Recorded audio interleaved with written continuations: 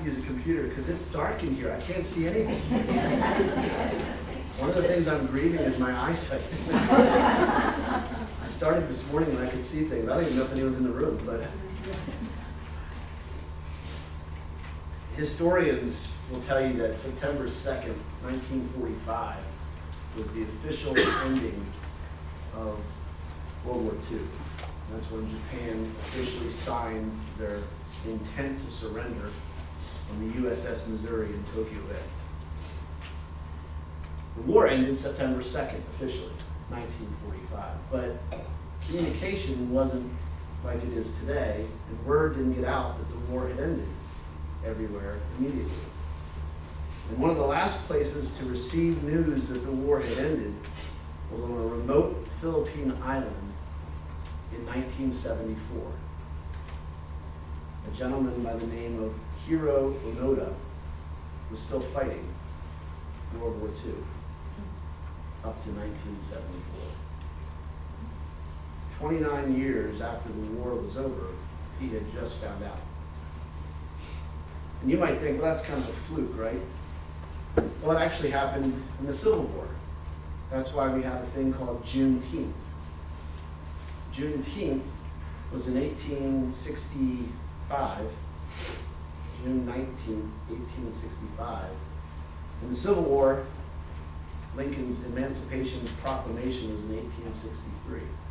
And it took that long for the slaves in Texas to get word that they were actually free, which is why they celebrate Juneteenth today. Alexander Fleming is a guy who discovered penicillin. Penicillin he discovered it in 1928, but it wasn't widely used until 1940. 12 years they had this life-saving medicine, and no one knew. And I tell you that because it's exactly where we find Cleopas in Luke chapter 24.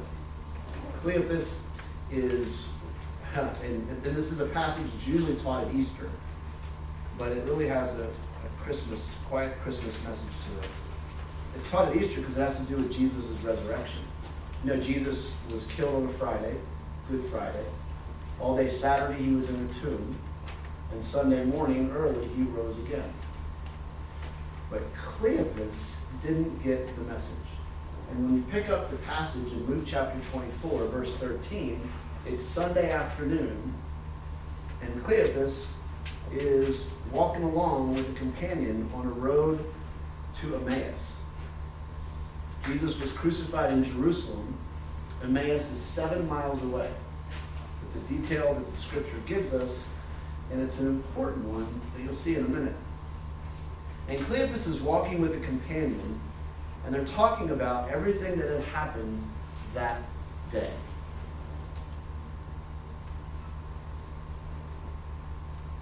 They're walking, they're talking, and they're processing everything that had happened.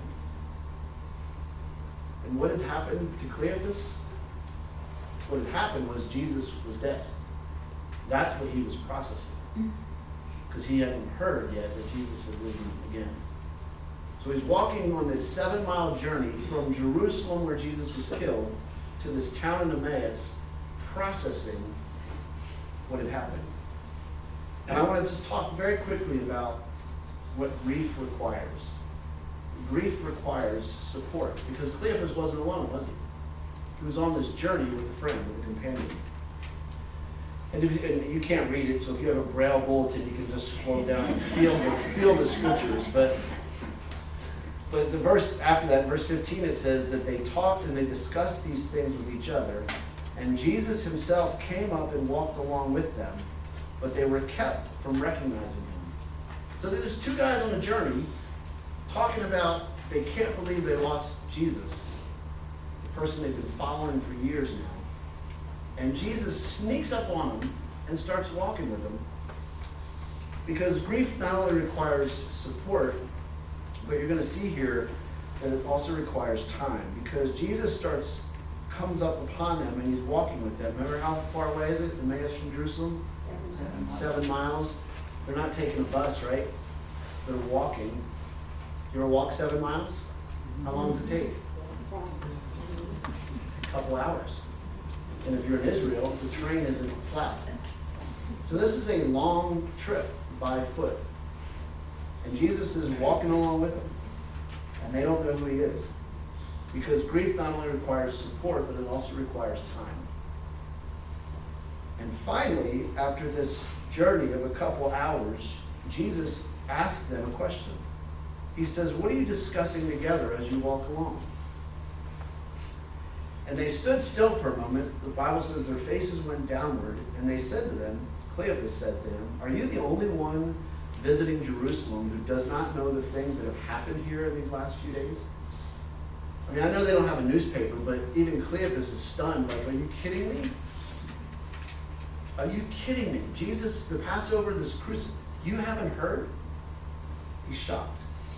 Well, obviously Jesus knows what happened because he rose up from the grave that morning. He knows he was dead. But he invites communication, and so he says, "What things? Tell me, what things?" And why is he asking this? Because grief not only requires support and not only requires time, but grief requires honesty. He wants to hear from them what's going on. So they start to say, well, it's about Jesus of Nazareth, and he was a prophet, and he was powerful in word and deed before God and all the people. And the chief priests and the rulers, they handed him over to be sentenced to death, and then they crucified him. And we had hoped that he was the one who was going to redeem Israel. And what is more is it's the third day since all this took place.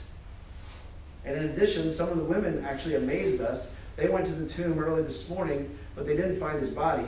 And they came and they told us they had seen visions of angels who said he was alive. And some of our companions went to the tomb and they found it just as the women had said, but they did not see Jesus. So they're confused. They know Jesus is dead and now they can't find his body. And Jesus says to them, "How foolish you are, and how slow to believe all that the prophets have spoken. Did not the Messiah have to suffer these things and then enter his glory?" And if you read this in the English, it sounds like Jesus is angry. It sounds like he's annoyed. I mean, he says things in the English. It says, "How foolish you are, and how slow to believe." And this is one of the reasons I always tell you got to go deeper than just reading the English. Because if you go into the Greek translation of what Jesus is saying, as he's not saying how foolish you are and how slow to believe as we would hear it with English ears in the English translation. Jesus is literally using a word that it doesn't mean foolish. It's not an insult. The word means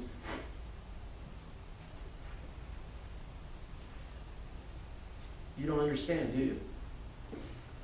The word means you're missing the point. You don't actually know. He's not saying you two are dumb. He's saying you're not connecting the dots. There's dots that you aren't connecting yet. It's actually more compassionate than it is confrontational in the Greek. Because these disciples are grieving and they're traumatized and they're confused and they're disappointed. And they're walking away from Jerusalem where all the pain was because they're crushed and they're defeated in their faith. And Jesus isn't rejecting them, he's actually redirecting them. He says, in his way, this story is bigger than you think. And let me show you. This is after he's walked with them a bit. And notice what immediately follows this statement. After he says, "Are you foolish and are you slow to believe?" Or after he says in the Greek, "You're missing the point," Jesus immediately follows with this. And beginning with Moses and all the prophets, Jesus explained to them what was said in the scriptures concerning himself.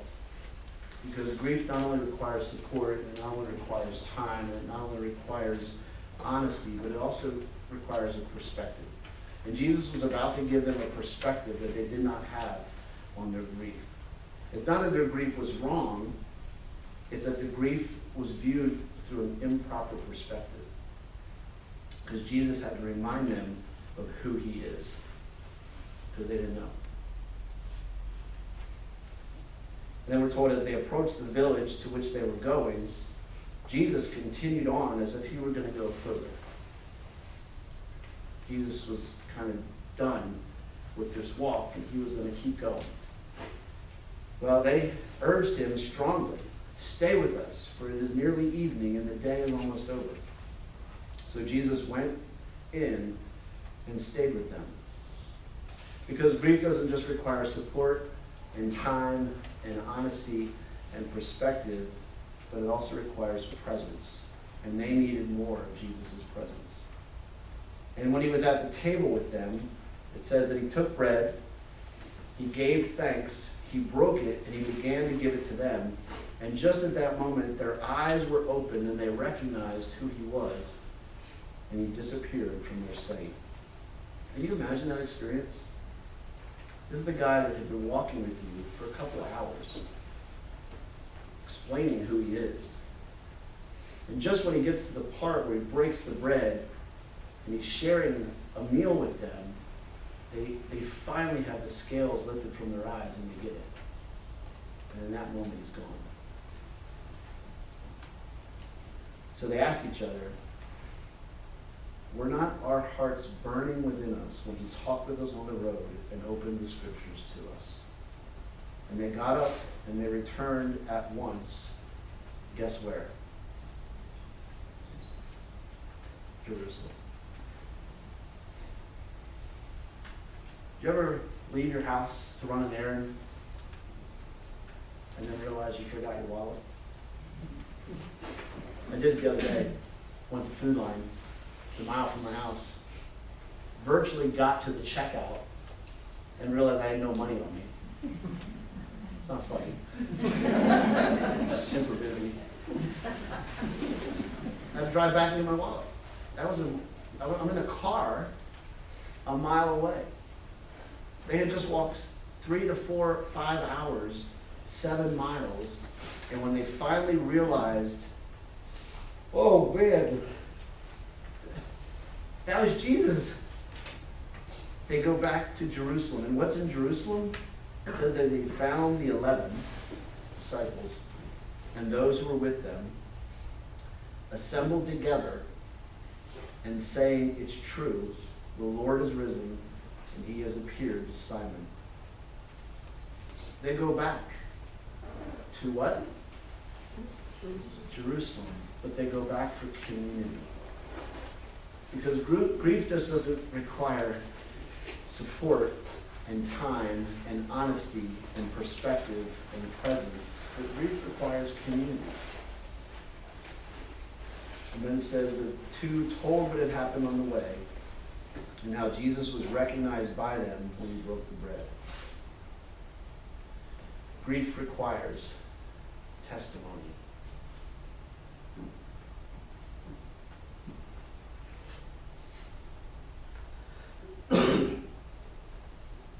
Testimony.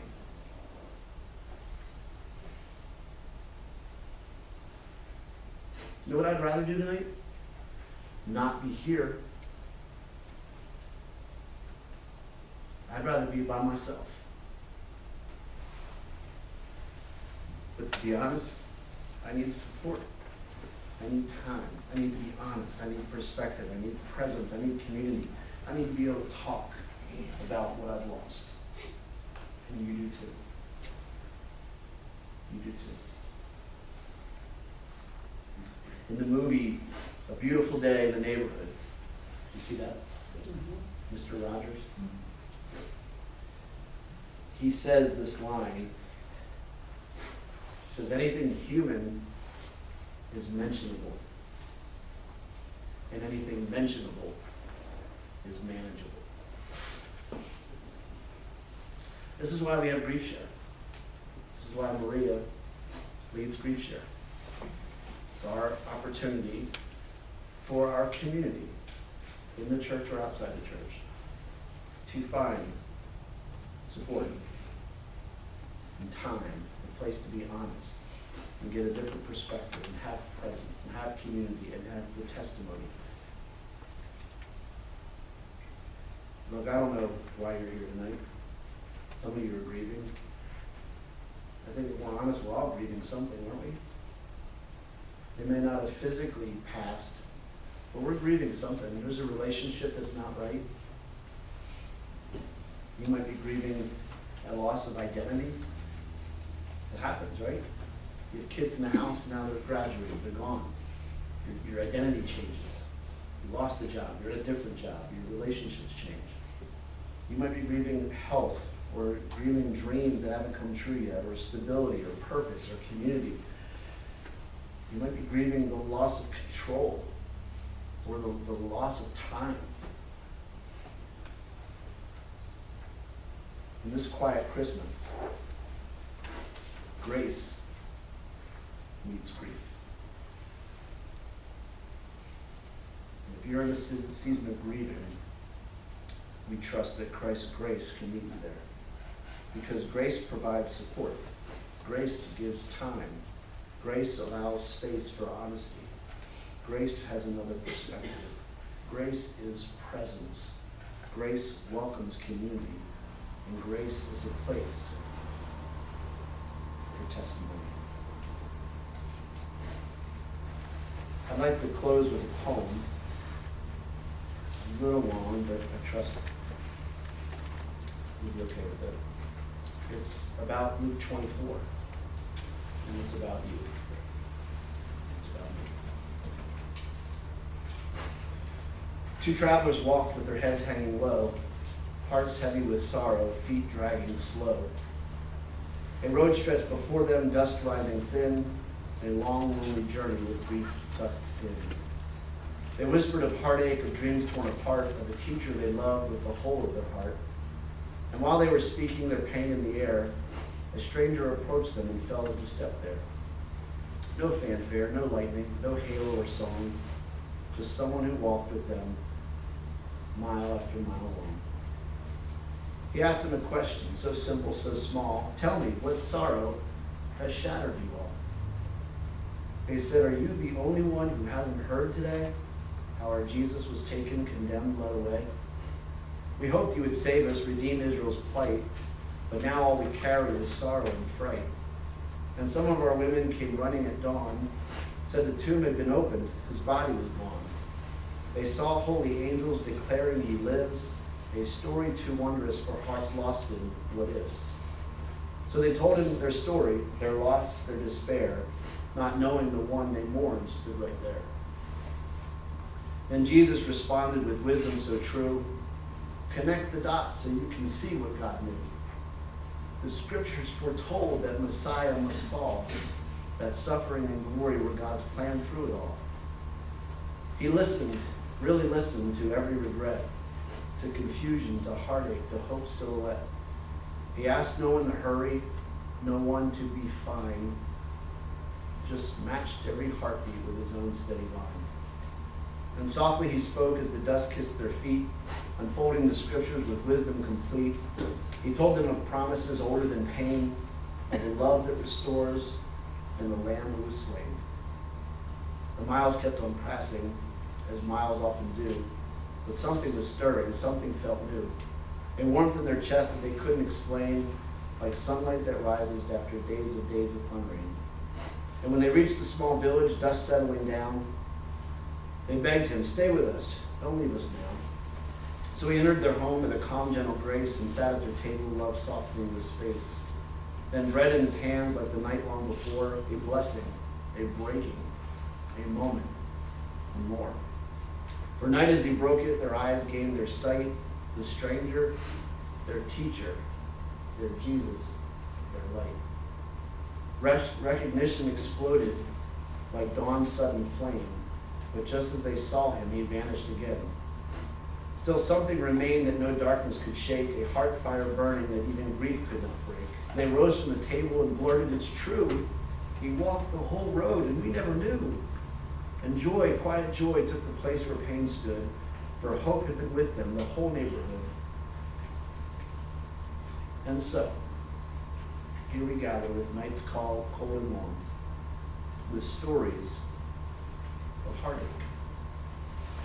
that we carry along. But the Christ of Emmaus still comes as before. He shows up in silence and sorrow and more. He walks at our pace when the world rushes past. He sits in our sadness. He listens. He laughs. And though we don't see him with physical sight, His presence still warms us like fire at night. So to all who are grieving with hearts tired and worn, your hope isn't finished, your faith isn't torn. For Jesus is near you, he has been all along. He's the stranger beside you, the strength in your song. And tonight in the quiet, this truth becomes clear. Christ walks every sorrow. Christ gathers each tear. So take on the journey, though shadows may fall, for the road that hope walks on is wide enough for all. And so on this night, in this quiet Christmas space, we bring all of our sorrows to the one full of grace. No pressure to sparkle, no need to be bright, just room for our shadows to meet his soft light. For Christ holds the grieving, the weary, the worn. He comforts the broken and gives rest to the torn. So breathe in his presence. Let go of your fight. Bless this quiet Christmas for all and to all. Good night.